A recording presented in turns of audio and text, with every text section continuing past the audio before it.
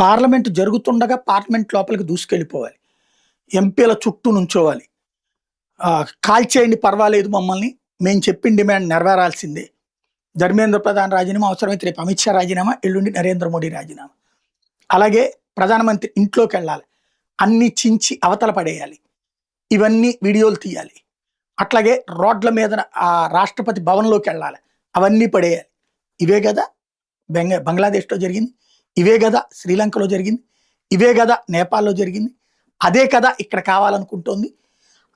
మొన్న వేసింది ట్రైల్ మాత్రమే, నెక్స్ట్ స్టెప్ అంతకంటే దారుణంగా ఉంటుంది అని చెప్పినటువంటి ఎవరైతే వివేక్ యాదవ్ లాంటి వాళ్ళ ఉద్దేశం ఏంటి, ఎందుకు చెప్తున్నట్టు అట్లాంటిది?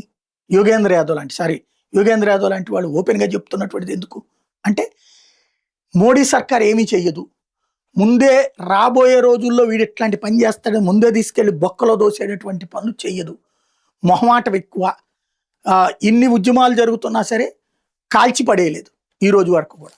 అదే వీళ్ళ ధైర్యం.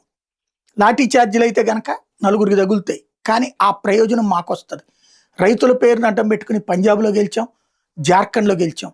కాబట్టి మోడీకి ఆల్టర్నేటివ్గా మేము ఈ ప్లాన్లు చేస్తాం అనే కంటే కూడా మోడీని దుర్మార్గుడిగా చూపించి, దేశం మంచిది కాదని చూపించి, ఆ సందర్భంలో జరిగే ఉద్యమాల సందర్భంగా జరిగే లాఠీ ఛార్జీలను చూపించి వ్యతిరేక ఆస్పెక్ట్తో అధికారంలోకి రావాలనేటటువంటి ధోరణి ఉన్నంత వరకు కూడా ఈ దేశంలో సీరియస్ ఎఫర్ట్స్ నడుస్తాయి. డీప్ స్టేట్ వల్ల కాకుండా పోయిన ఏకైక దేశం భారత్. డీప్ స్టేట్ చాలా సీరియస్గా కాన్సన్ట్రేట్ చేసింది.